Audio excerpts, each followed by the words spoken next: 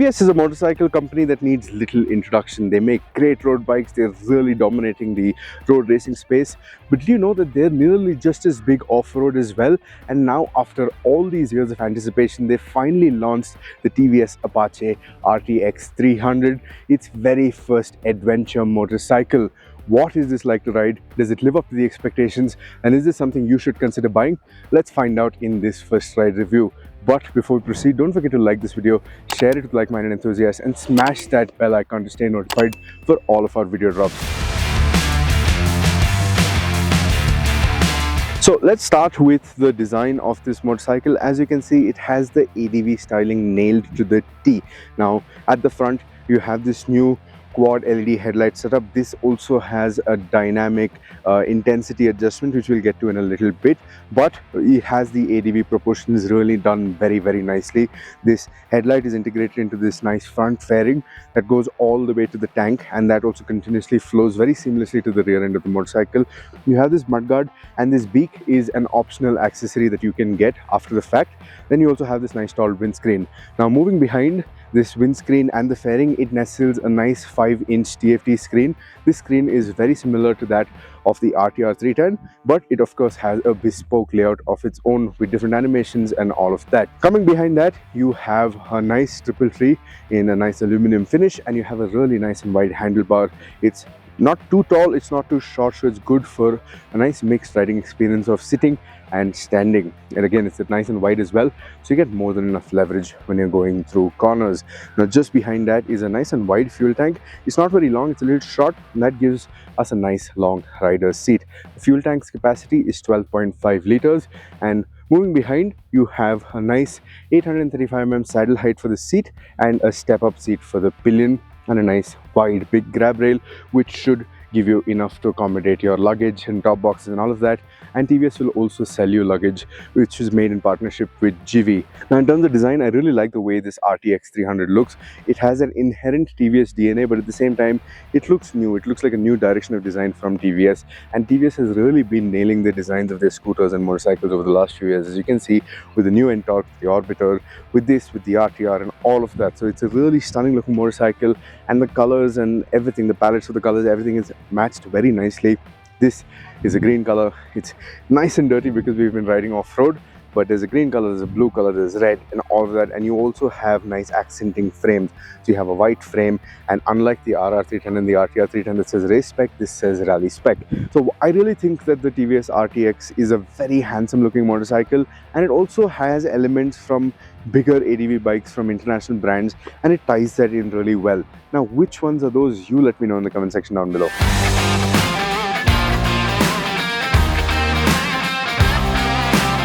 Now coming to the performance on this motorcycle, that's another new thing for this Apache RTX 300. It's not only TVS's first adventure motorcycle, it's also the first motorcycle that gets the new RTX D4 engine that they showcased at the Bharat Mobility Expo. Now in terms of basic specs, this is a 300cc engine, 299.2 to be specific.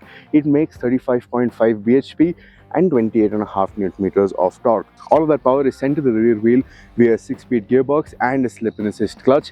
And if you get the top variant, you also get a bi-directional quick shifter. In terms of the tuning of the engine, TVS has tuned this to be like a proper adventure touring motorcycle, and what that means is that it is very tractable, very much more so than the 310 engine that does duties on the RR310 and the RTR 310. Now like I said, it's very tractable. You can do slow speeds like 30-40 kmph in gears as high as 4th and 5th, and you can just gently roll on the throttle and the motorcycle will get going. Now on the other side of that, down low, while it is very tractable, it's not as snappy as you would like it to be if you want to have some fun while riding off-road.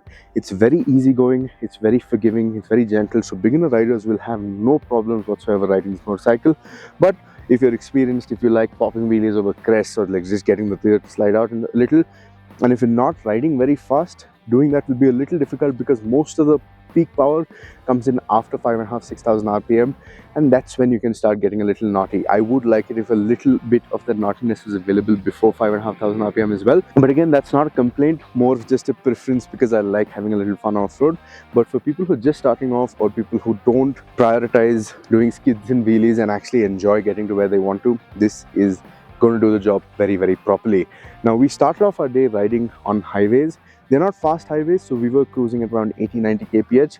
By that point, we were in 5th gear. We didn't really get to 6th gear, but the indication is that this is a much more refined engine than the 310 engine.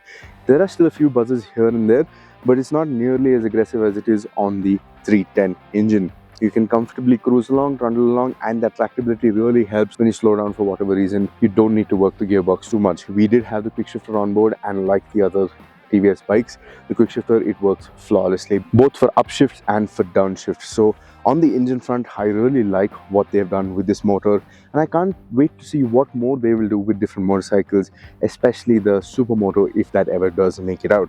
Now, this engine, it has a nice big exhaust, as you can see behind me. Now, this exhaust, it looks fit for the purpose. It looks like it belongs here on an ADV, and it also has twin port exits. It has twin pipes for the exit. It does sound very nice as well. Let me quickly give you a sound check of the engine.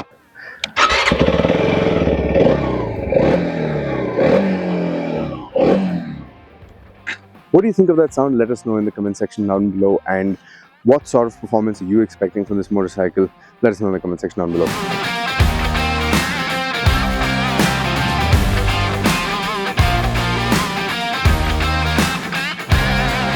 Okay, now talking about the ride and handling of this motorcycle, that's where we're introduced to the new frame on this. As you can see, this continues with a split trellis frame design, but it is new and made with all the changes that you would need for an adventure motorcycle. So the way the swing arm is designed, the way the front trail and rake is designed, all of that is bespoke to this motorcycle. As you can see, it's a nice split trellis design. It splits over here, and that's where the subframe connects on, and you also have a cast aluminum subframe. Now, in terms of the ergonomics, you have an 835mm seat height, like I already said before, mid-mounted controls for your feet, so you're not too rear set, you're not too far forward. It's a very comfortable riding stance, and you're also reaching out to a nice tall handlebar, which is also plenty wide, so you get a nice commanding riding stance. We've already done about 100 kilometers, and there is no fatigue to speak of whatsoever. Now, I'll step off the motorcycle and we'll talk about the rest. Now, in terms of the suspension, you have 43mm upside down forks at the front and a monoshock at the rear. Now, this also has 180mm of travel at both ends. That, along with the 19-inch front and the 17-inch rear, gives this motorcycle 200mm of ground clearance, and it also tips the scale with its 12.5 litre tank fully fueled at 180 kilos. So that is not a very heavy motorcycle. That's fairly healthy suspension travel and also fairly healthy ground clearance. How does this fare? Well, to kick things off, on the road is where we started riding. As soon as we got on the highways, we got into a nice set of twisties, and there this motorcycle really shined. TVS's DNA really came across very nicely. Now, this is not going to be as sharp as a naked motorcycle, and you can't really expect it to be given the dimensions that it has, but on the twisties, it was a whole lot of fun. Transitioning from left to right, right to left, it goes very smoothly. It's not like a sudden step, it's a nice flowing transition. The front end is not very heavy. It really allows you to lean on it and really get deep into the corners. You can also brake nice and hard. The suspension, in usual TVS fashion, it's damped really nicely. Now, this is the top end BTO variant, but I've not really touched the suspension, and even with my weight, I found that it was handling most of what we need to do really nicely. And the fact that you can adjust compression and rebound at the front and also get the preload done at the rear will allow you to tailor the ride more to your liking. Now, apart from that, like I said, in the corners, great fun. On the highways, with the speeds we were doing, it was very stable, and the suspension was very capable of soaking up most undulations that the roads could throw at us. Shimla's roads right now are not in the best of conditions. It's mostly potholes, and that doesn't really unsettle the bike. It's really only the really sharp or the deep potholes that really kind of get the bike unsettled, but most everything else it handles like a charm. Coming off-road revealed a different story. Like I said, you have a 19-inch front, not a 21-inch, and a 17-inch rear, and the tire dimensions are also 110 at the front and a 150 section at the rear. So these are more road biased tires, and that's what this bike also is. It's a more off-road touring motorcycle than a hardcore off-road motorcycle, and that shows in the way it goes off-road as well. I'm not saying it's bad, but if you want something more committed, there are other options in the market. But if you want something that can get you wherever you need to go, if it is a trail that you need to cross to get to your destination, this will do it happily. The stand-up ergos are also pretty good. I'll stand up here and show it to you. As you can see, I'm 5'10". I have a nice kink in my knees, and I can lock in here very nicely. and I get a good upper body stance as well. So that allows you to ride off-road and put the weight in the front also nicely while your legs are weighting the rear. Now, we did ride some trails around here in this area in these mountains, and it was plenty fun. If one criticism I have, that's the tires. They don't seem the best in loose grip conditions. When traction is low, these tires don't feel the best, and especially if it gets a little wet or slippery, the tires start to give way. So maybe a change of tires will help that. But also I felt like a narrower front tire would have helped with a little more off-roading ability. But the way it is right now, I feel it strikes a very good balance between touring and off-road. The next thing I want to talk about are the brakes. Now you get a 320mm disc at the front, 240mm disc at the rear. You get a 4-piston radial caliper at the front, a single piston caliper at the rear, dual channel ABS which you can disengage, and brake performance is solid. Again, it's been calibrated to not be very sharp in the initial stages, and I like that. It took a little getting used to, but once you understand how it brakes, it does a very good job of getting you to a controlled stop or slowing down the way you want to. And at the same time, the fact that it doesn't have a lot of sharp initial bite, you can get on the brakes while riding off-road also and be confident that the front is not going to wash out. The only worry is the tires, like I said before. But apart from that, the weight, the way you sit on the motorcycle, the way it handles, all of that, I feel my initial impressions are really solid. I will give you a more in-depth review once I spend more time with this motorcycle, but right now it's looking good.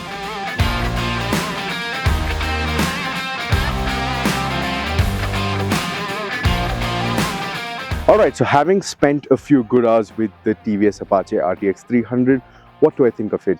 Well, in my books, I feel like TVS has nailed the brief of what they've set out to do. It's a very competent touring machine. It's more than competent in getting to places like this where the roads are not great, where there's a little bit of off-roading involved.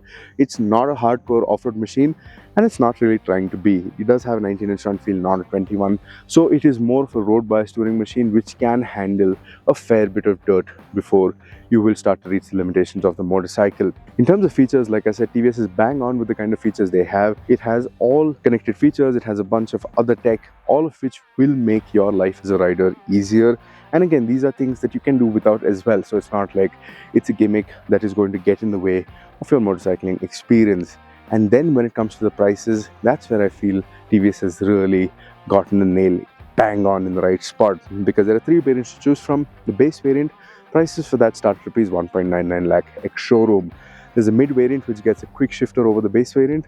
That costs ₹2.14 lakh ex-showroom. And this top-end variant that we're riding that gets a brass-coated chain, TPMS, adjustable suspension, and cruise control and all of that, that costs ₹2.29 lakh ex-showroom. So at 2.3 lakh ex-showroom, it's a very, very competent package, a very well-packaged machine, and one that is undercutting most of its rivals. So is the RTX 300 something you should be considering? Well, if you're looking for a good all-round motorcycle, one that you can comfortably commute on, tour on, and do a little off-roading with, I feel like this is a great choice. What do you think? Do you think TVS has gotten the brief correct with the Apache RTX 300? Do you think it should have been more in the road direction? Do you think it should have been more in the off-road direction? Let me know in the comment section down below and let's have a conversation. And as always, thank you for watching.